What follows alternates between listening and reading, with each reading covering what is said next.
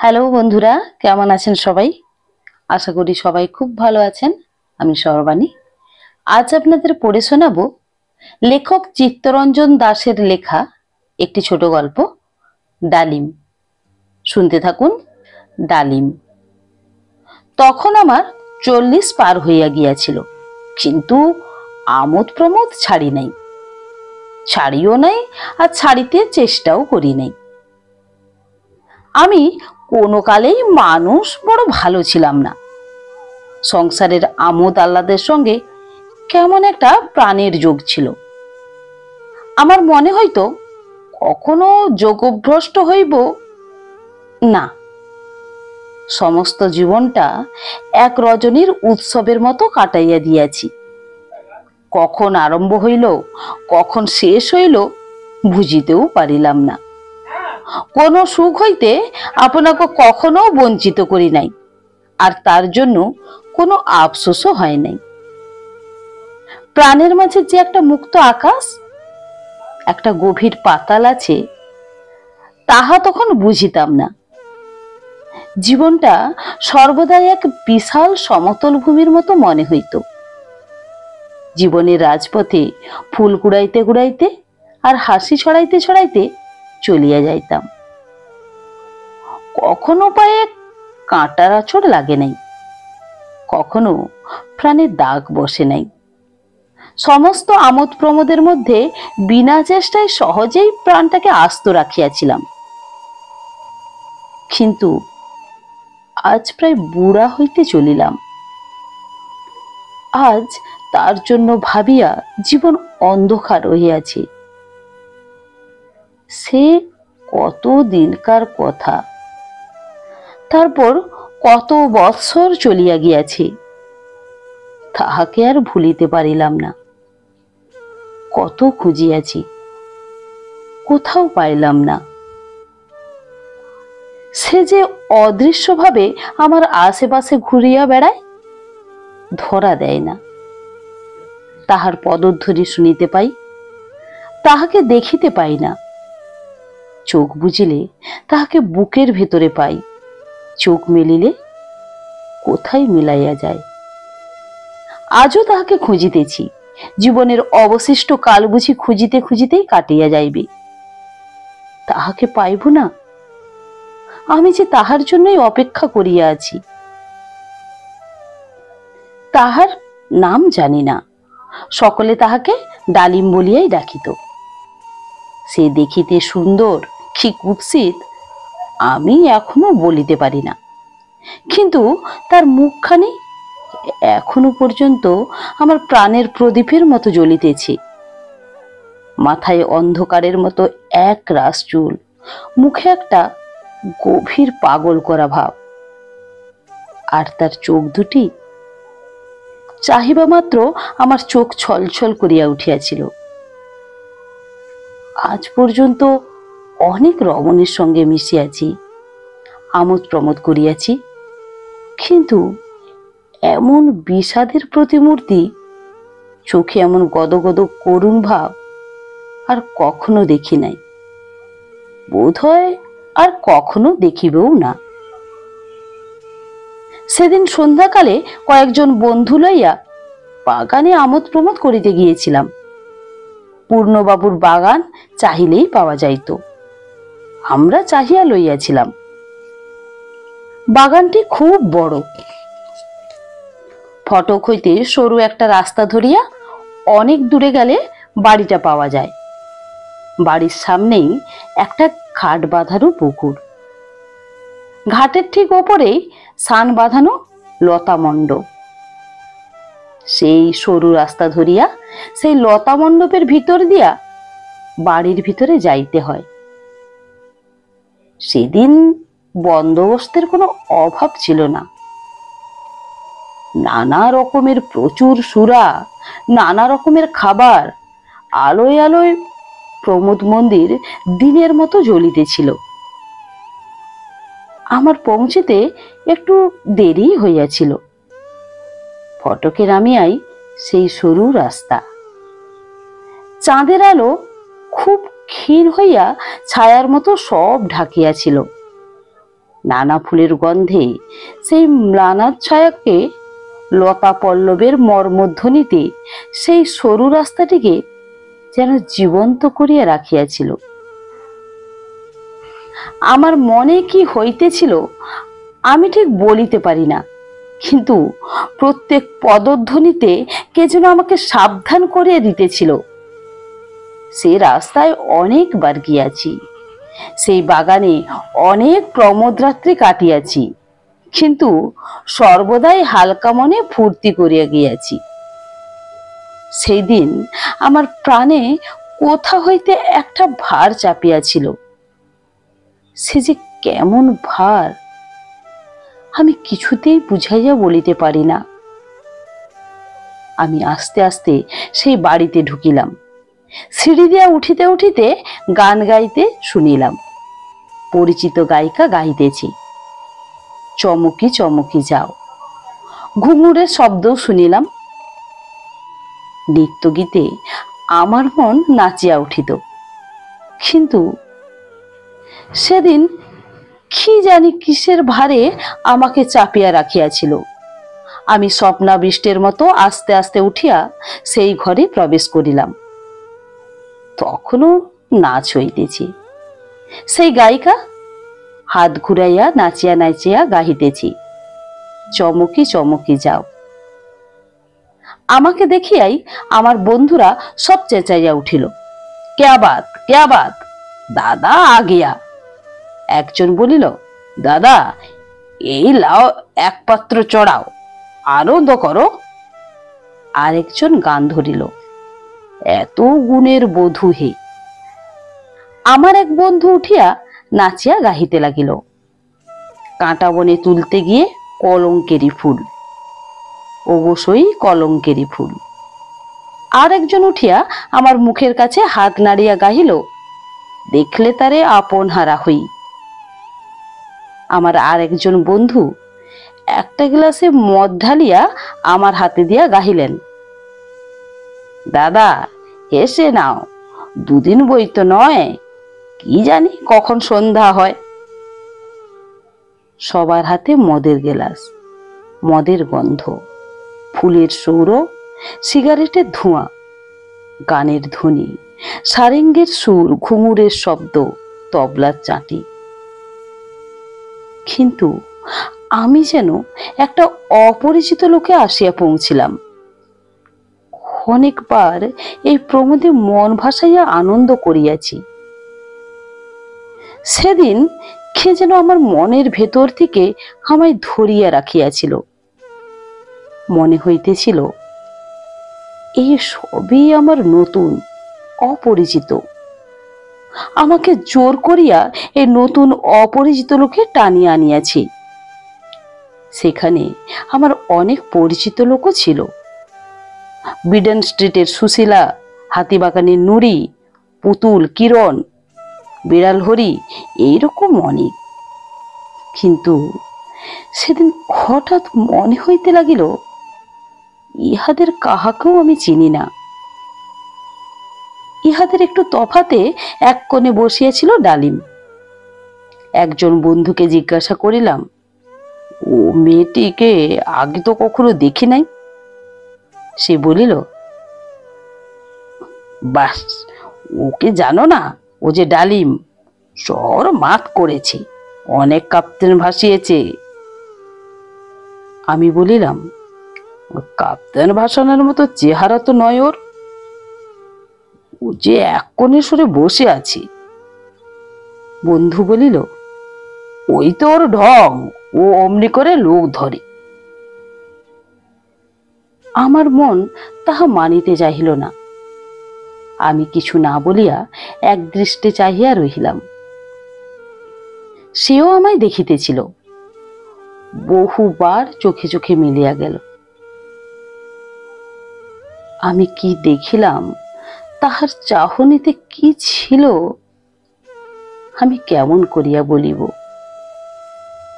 আমি যে নিজেই ভালো করিয়া বুঝিতে পারিতেছিলাম না। আমার মনে হইল সেই আমোদ প্রমোদের সঙ্গে তার প্রাণের যোগ নাই, তার চোখ দুটি যেন আর কিসের খোঁজ করিতেছে।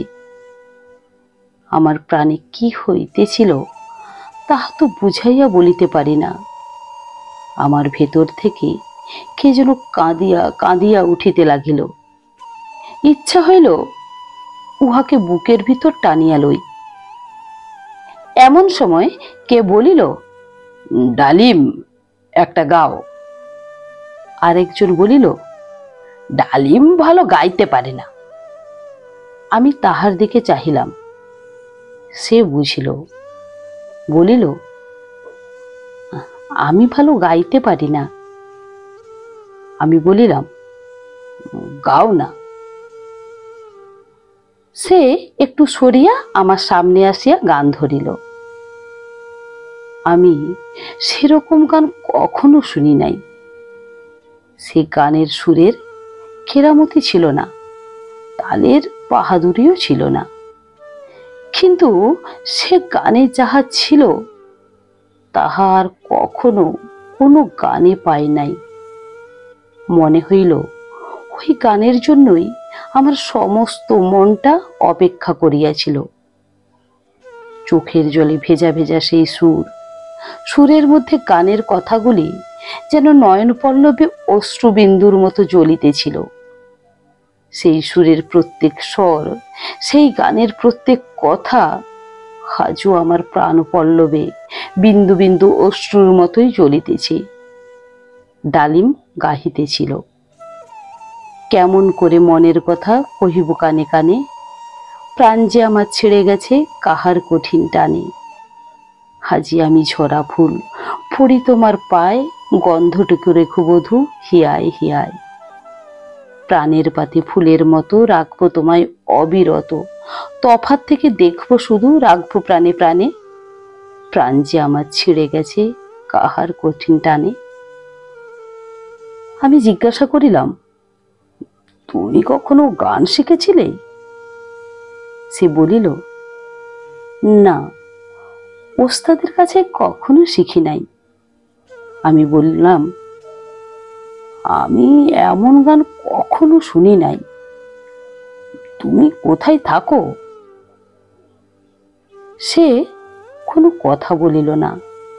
আমি আবার জিজ্ঞাসা করিলাম, এই গানটি আমাকে একলা একদিন শোনাইবে? সে কোনো উত্তর দিল না। আমি বলিলাম, এসব তোমার ভালো লাগে?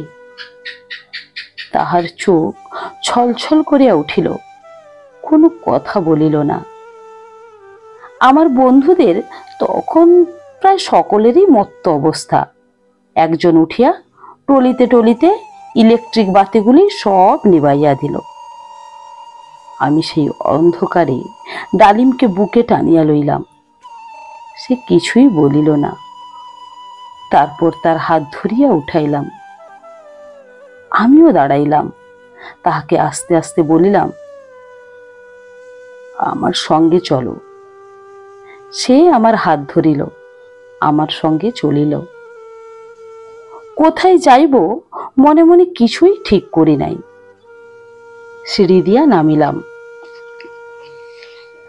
তারপর একটা ঘরের ভিতর দিয়া সেই লতা মণ্ডপে গেলাম। তখন চাঁদের আলো আরো ম্লান মনে হইতেছিল। পুকুরের ওপর একটু উজ্জ্বল ছায়া মাত্র পড়িয়াছে। বাতাস বন্ধ, ফুলের গন্ধ থামিয়া গিয়াছে। মনে হইল আকাশে যেন একটু মেঘ উঠিয়াছে। সেই উজ্জ্বল অন্ধকারে একখানা বেঞ্চির ওপর তাহাকে বসাইলাম।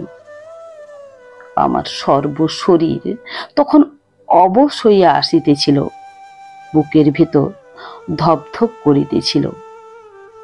আমিও তাহার পাশে বসিলাম। আমি তাহার হাত দুটি ধরিয়া বলিলাম, ডালিম, আমার তোমাকে বড় ভালো লাগে। আমার তো এমন কখনো হয় নাই। সে বলিল, ও কথা তো সবাই বলে, মনে করিয়াছিলাম তুমি ও কথা বলিবে না। আমি বলিলাম, তুমি তো আমাকে চেনো না, তাহার একখানি হাত আমার বুকের ওপর দিলাম। সে বলিল, তোমার কি হইয়াছে? আমি বলিলাম, জানি না, ইচ্ছা হয় তোমাকে লইয়া কোথাও পলাইয়া যাই। এতদিনের জীবনযাপন সবই মিথ্যা মনে হইতেছে। সে আরো একটু আমার কাছে সরিয়া আসিল, আমার বুকের ওপর মাথা রাখিয়া কাঁদিল, অনেকক্ষণ কাঁদিল। আমারও চোখে জল আসিয়াছিল, কোনো কথা বলিতে পারি নাই। সে যতই কাঁদিতে লাগিল ততই তাহাকে বুকে চাপিতে লাগিলাম। মনে হইল, ইহাকে কোথায় রাখি, কেমন করিয়া শান্ত করি। এক নিমিষে আমার সংসারের সকল সম্বন্ধ ঘুচিয়া গেল। নিশীথের স্বপ্ন যেমন প্রভাতে এক নিমিষে মিলাইয়া যায়, আমার জীবনের সকল স্মৃতি, সংসারের সকল বন্ধন, সকল ঘটনা এক মুহূর্তে কোথায় মিলাইয়া গেল। এ কি সেই আমি? আমার মনে হইতে লাগিল, আমি যেন কোনো অপরিচিত ব্যক্তি, এইমাত্র এক নতুন জায়গাতে আসিয়া দাঁড়াইয়াছি। সেই অবস্থা সুখের কি দুঃখের আমি আজ পর্যন্ত বুঝিতে পারিতেছি না। তাহাকে কেবল বুকে চাপিতে লাগিলাম। কথা বলিবার শক্তি ছিল না। মনে মনে বলিতে লাগিলাম, হে আমার ব্যথিত পীড়িত, এসো, তোমার চোখের জল মুছাইয়া দিই, তোমাকে বুকের ভিতরে রাখিয়া দিই। তুমি আর বাহিরে থাকিও না, আমার বুকের ভেতর ফুটিয়া ওঠো। আমিও তোমাকে বুকে করিয়া জীবন সার্থক করি।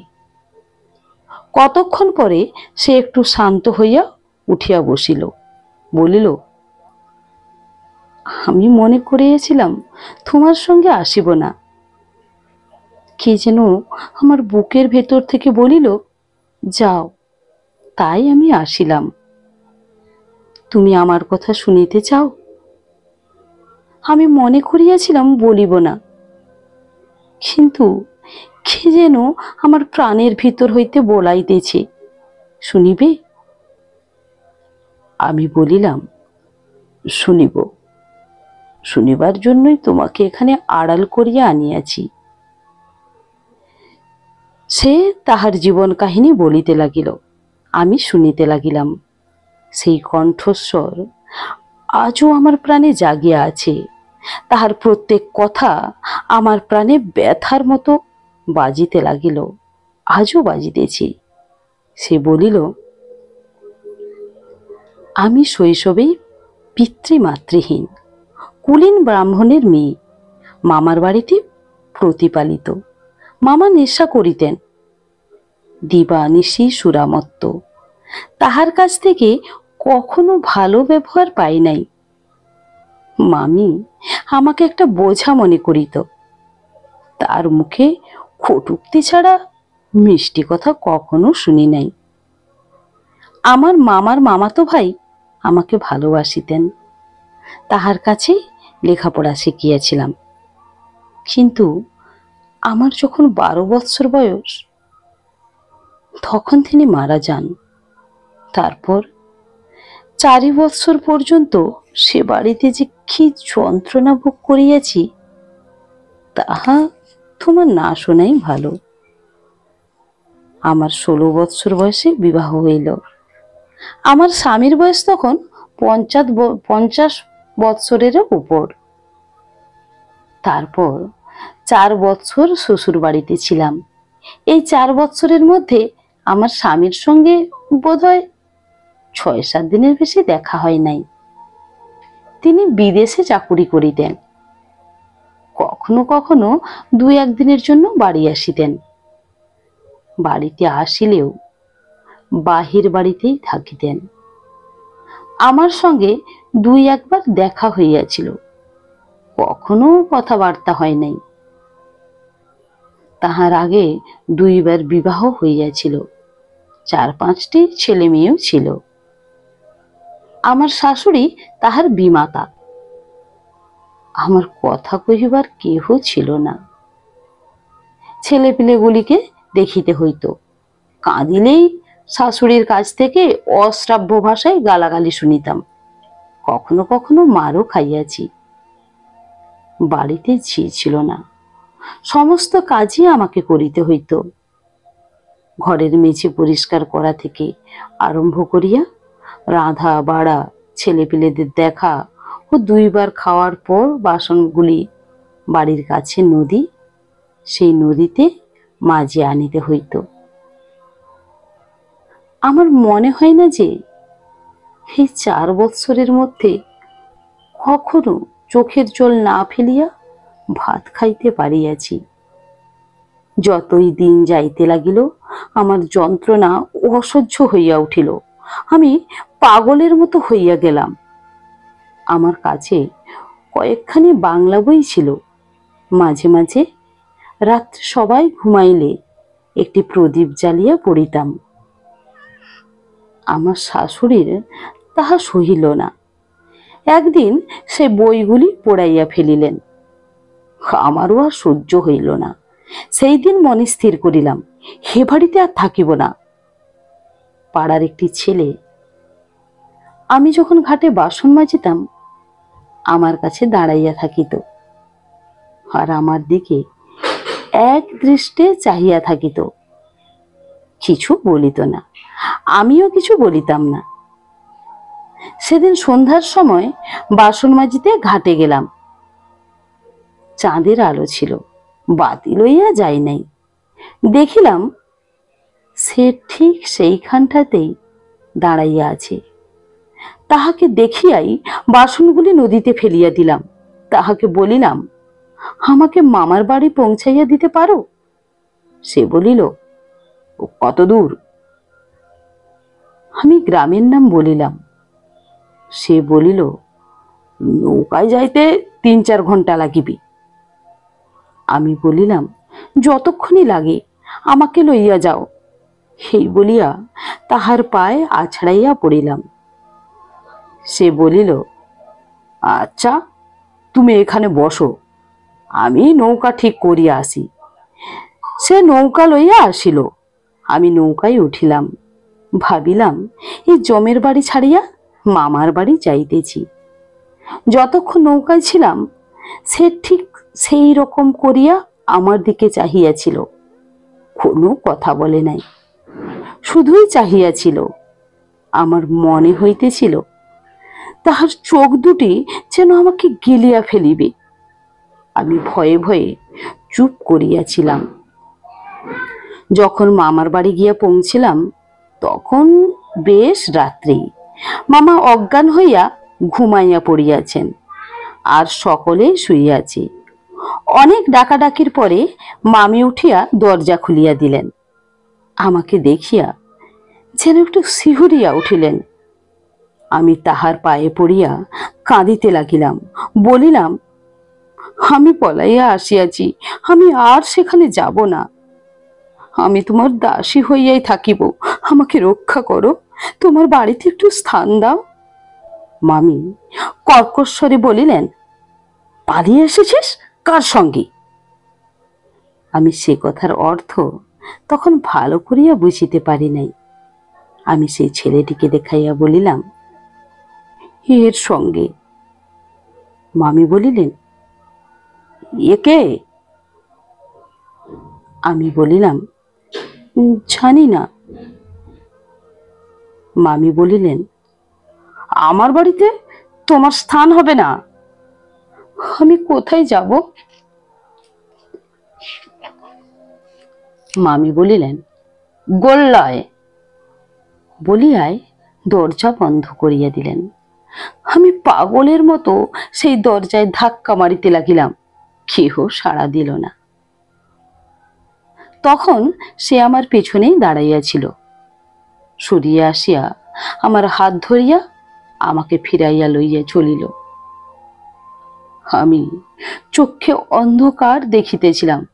কোথা যাব, কোথা যাব, এই কথাই বারে বারে মনে উঠিতেছিল, কিন্তু এ প্রশ্নের কোনো উত্তরই পাইলাম না। পুতুলের মতো সে যেদিকে লইয়া গেল সেই দিকেই গেলাম। আবার সেই নৌকা। আমি জিজ্ঞাসা করিলাম, কোথা যাইবে? সে বলিল, কলকাতায়। তখন সেই কথার অর্থ বুঝিতে পারিলাম। বিদ্যুতের মতো আমার মন চমকাইয়া গেল। আমি চিৎকার করিয়া তাহার পায়ে পড়িলাম, কাঁদিয়া বলিলাম, আমাকে রক্ষা করো, আমাকে শ্বশুর বাড়ি লইয়া চলো। সে কিছুক্ষণ চুপ করিয়া রহিল, তারপর বলিল, আচ্ছা। কিন্তু ফের সেই চাহনি। আমি ভয়ে, অপমানে, দুঃখে, লজ্জায় একেবারে মরিয়া গেলাম। ভোর হইতে না হইতেই নৌকা ঘাটে লাগিল। আমি দৌড়িয়া শ্বশুর বাড়ির দিকে চলিলাম। সে বাধা দিল না, কিন্তু পিছনে আসিল। আমি কিছু না বলিয়া দরজায় আঘাত করিতে লাগিলাম। আমার শাশুড়ি উঠে আসিয়া দরজা খুলিল। আমাকে দেখিয়াই সজোরে দরজা বন্ধ করিয়া দিল। আমি চিৎকার করিয়া মা মা বলিয়া ডাকিলাম। আর কোনো সাড়া শব্দ পাইলাম না। তখন আর কাঁদিতেও পারিলাম না, চোখে আর জল ছিল না। মামির কথা মনে পড়িল, গোল্লায় যাও। আমি ফিরিলাম। সে দাঁড়াইয়া আছে, আর ঠিক তেমনি করিয়াই চাহিয়া আছি। আমি হো হো করিয়া হাসিয়া উঠিলাম, বলিলাম, আমি গোল্লায় যাব, যেখানে ইচ্ছা লইয়া যাও। তখন নিশ্চয়ই সূর্য উঠিয়াছে, কিন্তু আমার চোখে ঘোর অন্ধকার। মনে হইল যেন সেই ঘোর অন্ধকারে এক ভীষণাকৃতি কাপালিক আমার হাত ধরিয়া কোনো অদৃশ্য বলিদান মন্দিরের দিকে টানিয়া লইয়া যাইতেছে।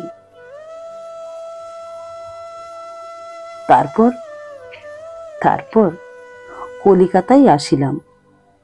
ভাবিলাম সে কোনো জমিদারের ছেলে। কর্নওয়াল স্ট্রিটে একটা বাড়ি ভাড়া করিয়া দুজনে থাকিলাম। 7 দিন সে আমার গায়ে গা লাগিয়েছিল। তাহার সে চাহনির অর্থ সেই কয়দিনে বেশ ভালো করিয়াই বুঝিলাম। 8 দিনের দিন আর তাহাকে দেখিতে পাইলাম না। তারপর এখন আমি কলকাতার ডালিম। আমার সুখের শেষ নাই। শহরের বড় লোক আমার পায়ের তলায় গড়াগড়ি যায়। আমার বাড়িতে সাজসজ্জার অভাব নাই, সোনার খাট, হীরার গহনা। বাড়িতে ইলেকট্রিক বাতি, ইলেকট্রিক পাখা, দাসদাসীর অন্ত নাই। আলমারি ভরা কাপড়, বাক্স ভরা টাকা। আমি কলকাতার ডালিম।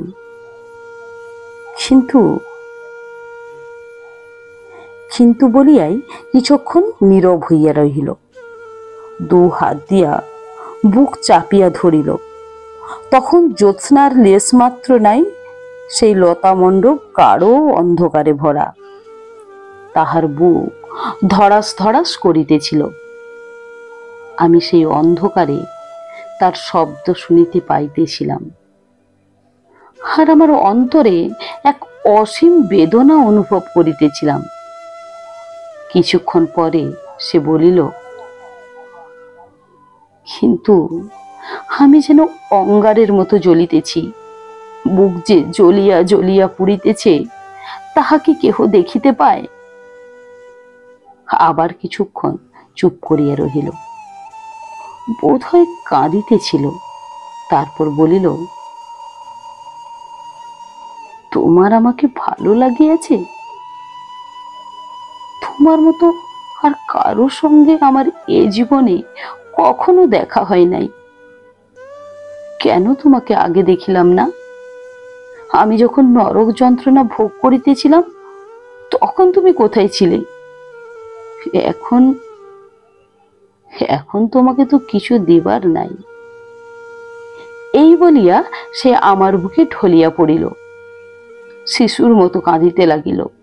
আমি বলিলাম, আমি আর কিছু চাই না, আমি তোমাকেই চাই।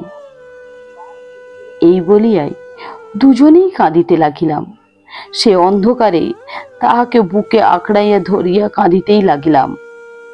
পাগলের মতো জ্ঞানহারা হয়ে কাঁদিতেছিলাম।